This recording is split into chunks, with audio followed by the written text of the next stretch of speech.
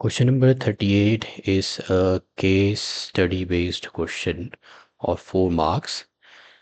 Okay, so based on this, we have to answer the questions that follows. 3 students हैं Shweta, Aisha and Samriddhi.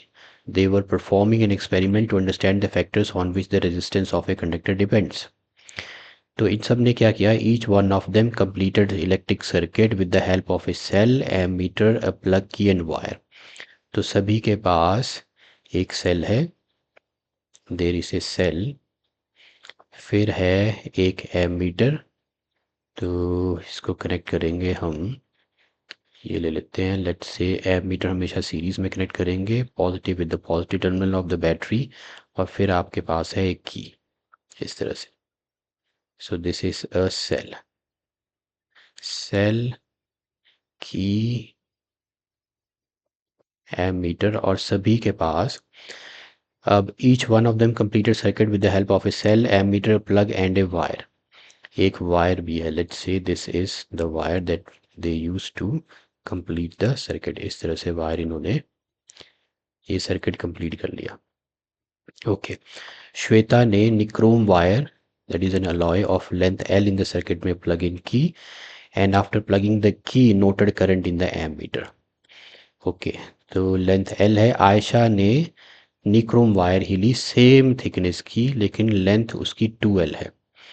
In the circuit after plugging the key noted current in the ammeter. Samriddhi ने copper wire ली है, तो समृद्धि के पास copper wire है, इन दोनों के पास निक्रोम वायर है of length L, same thickness in the circuit after plugging the key noted current in the ammeter. अब इनके बेस पे आपने क्वेश्चंस जो हैं वो करने. If the ammeter reading is x ampere with nichrome wire of length L, then what will be the ammeter reading if the length of nichrome wire is doubled with same area of cross section? तो देखो यहाँ पे nichrome wire पहले जो है इसकी length है L, area of cross section है A. फिर एमीटर जो रीडिंग है, एमीटर में जो रीडिंग है that is the reading of the current, मतलब करंट की जो रीडिंग है दैट इज x एम्पियर आ रही है, x एम्पियर. फिर length of the nichrome wire is doubled, इस निक्रोम वायर की लेंथ को हमने कर दिया डबल, इस तरह से. मीन्स न्यू लेंथ को हम मान लेते हैं L dash, that is equal to 2L. Same area of cross section है, area of cross section same है, तो यहाँ आपसे अब पूछा है what will be the ammeter reading. Ammeter reading means current की रीडिंग कितनी होगी एम्पियर में. ओके, पहले केस में जो करंट की reading I is equal to according to Ohm's law V is equal to I R, I is equal to रहता है V by R. They are connected to the same battery, तो potential सबका same रहेगा. ये जो reading है ना ये X है.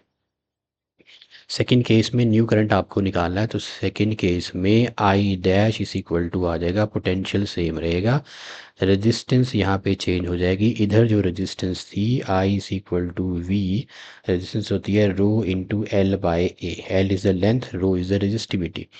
अब यहाँ पे ये भी निक्रोम वायर है, ये भी निक्रोम वायर है, तो रेजिस्टिविटी सेम रहेगी, न्यू रेजिस्टेंस की रेजिस्टिविटी सेम रहेगी, लेंथ जो है वो नहीं होगी है L dash, area of cross section same है. यही वैल्यू हम रिप्लेस करते हैं, I dash is equal to V, rho resistivity same रहेगी क्योंकि मटेरियल सेम है, एल डैश होगी 2L, area of cross section भी सेम है, तो हाफ आ गया V upon rho into L into A. We upon rho into L into A is I which is X, तो ये हो जाएगा x बाय 2. तो यहाँ पे जो नई एमीटर की रीडिंग जो है I dash that is x by 2, मतलब हाफ्ड होगी इसमें, x by 2. Okay, ammeter reading becomes x by 2. तो मैं यहाँ लिख देता हूँ,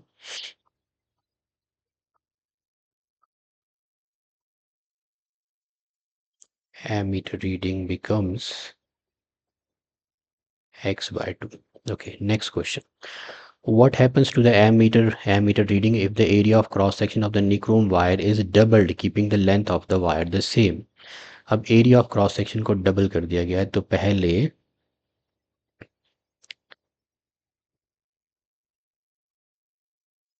what happens to the ammeter reading if the area of cross section of the nichrome wire is doubled? पहले A ले लेते हैं, लेंथ L ले लेते हैं, तो एमीटर में जो रीडिंग है I इज इक्वल टू वो है x एम्पियर. ओके, अब क्या हुआ है, the cross section of the nichrome wire is doubled, cross section of the nichrome wire is doubled, L को अब new area of cross section है which is 2a, length is same, तो new reading I dash is equal to आ जाएगा v by R, V R यहाँ पे new resistance आ जाएगी, potential तो सेम ही है, rho into L by A dash change हुआ है तो V rho L, A dash हो गया है 2a, तो ये हाफ है ऊपर चला जाएगा, I dash is equal to हो जाएगा this is 2 V into rho into L into A, अगर मैं यहाँ पे भी I is equal to V by R करूँ अकॉर्डिंग टू ओम्स लॉ, तो this resistance is rho into L by A which is X, तो V into rho into L by A is X, this is X, तो ये 2x हो गया, नई ammeter की reading जो है 2 टाइम्स है, 2x हो गया। ओके, तो यहाँ पे भी हम लिखते हैं ammeter reading becomes 2x means doubled, ammeter reading becomes 2x means it's doubled. Okay, current is doubled. Next part, define resistivity. Right its SI unit, compare the resistivity of an alloy, तो resistivity को define करने के लिए we should know its formula, उसका formula जो है we know that, resistance निकालेंगे, we know that R is equal to rho into L by A, ये कैसे आया ये भी मैं बता देता हूँ। हमें पता है resistance is directly proportional to the length, जितनी ज़्यादा लेंथ उतनी ज़्यादा resistance, inversely proportional to the area of cross section, इन दोनों को कंबाइन करोगे तो आर प्रोपोर्शनल आएगा एल बाय ए, प्रोपोर्शनल का साइन हटाएंगे इस इक्वल टू लगाएंगे तो यहाँ एक कांस्टेंट है जिसे हम बोलते हैं रो, इसे बोलते हैं resistivity rho. Now rho is equal to cross multiply किया तो आ जाएगा R into A by L. अब रेजिस्टिविटी को डिफाइन करना है तो हम मान लेते हैं कि जो इफ ए जो है एरिया ऑफ क्रॉस सेक्शन को हम कर देते हैं 1 स्क्वायर यूनिट और लेंथ को भी कर देते हैं 1 यूनिट, तो रो इज इक्वल टू हो जाएगा आर, यानी कि रेजिस्टिविटी वो रेजिस्टेंस है जब किसी कंडक्टर का area of cross section 1 square unit है और लेंथ 1 यूनिट है, तो इसकी अब हम डेफिनेशन लिखेंगे और फिर लिखेंगे उसका एसआई यूनिट, तो resistivity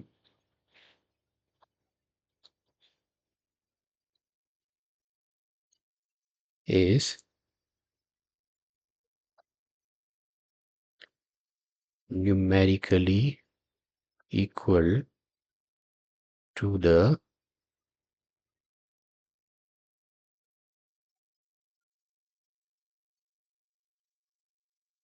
resistance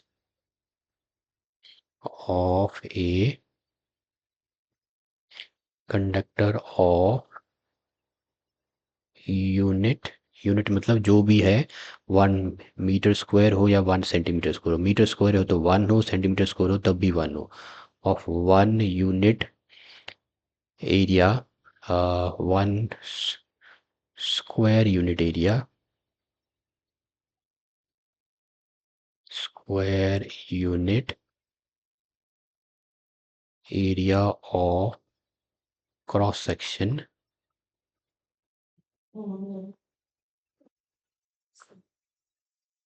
and length of 1 unit. अब हम लिखेंगे इसका एसआई यूनिट, क्वेश्चन में नेक्स्ट पूछा है, तो ये होगी definition, resistivity is numerically equal to the resistance of a conductor of square unit area of cross section means ones and length of 1 unit. Okay,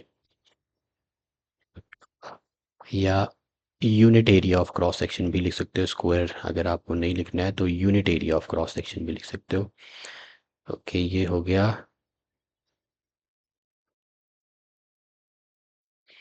length of 1 unit.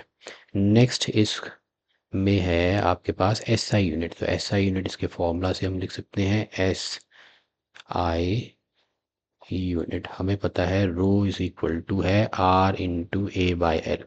तो rho का SI unit जो है sorry resistance का है ओम, area का है metre square और length का है मीटर। एक मीटर कट गया तो रह गया ओम मीटर, तो ये ohm metre is the SI unit. तो यहाँ आप लिख सकते हो ओम मीटर।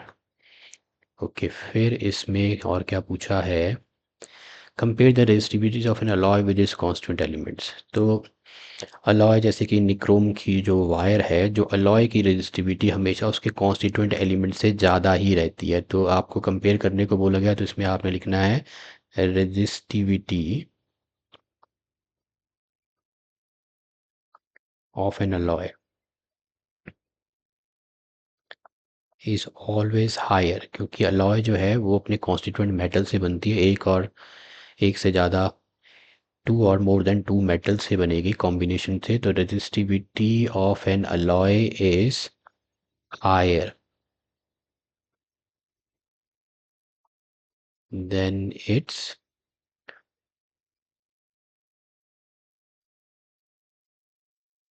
कॉन्स्टिट्यूएंट।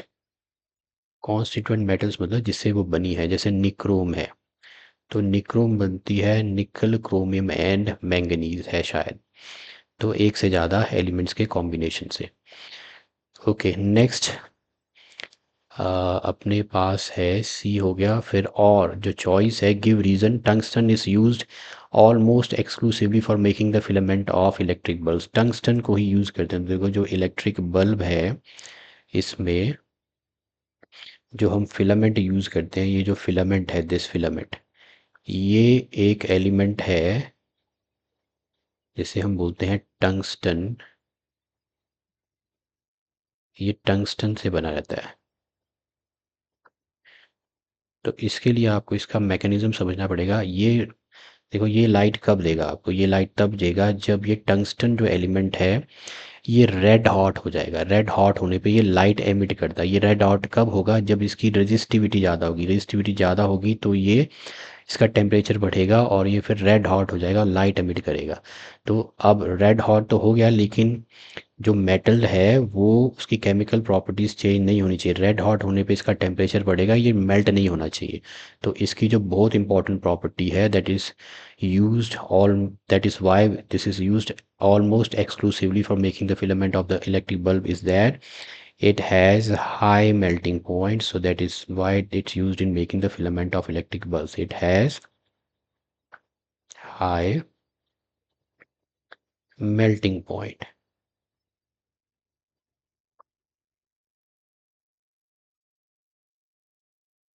पहले का answer, it has high melting point, so it's used in making of bulb filaments।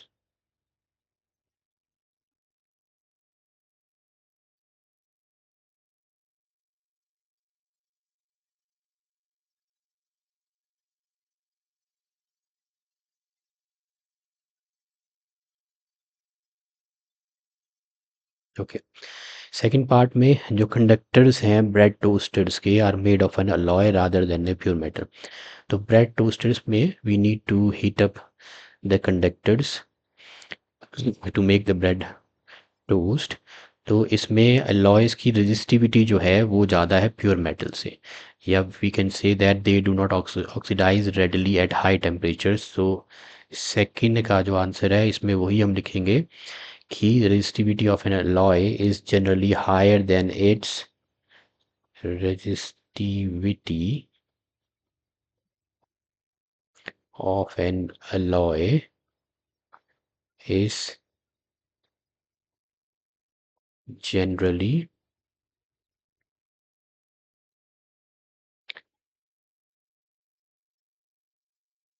higher than its constituent। constituent means जिससे ये बने हैं, its constituent metals और elements। और आप लिख सकते हो they do not oxidize readily at high temperatures। they means alloys,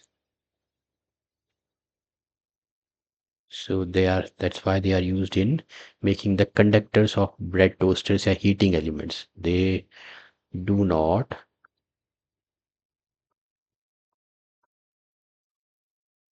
oxidize readily at high temperatures. Okay, so this was the part C. इसके आगे next question है. Okay, so this was the case study based question for 4 marks. Thank you for watching.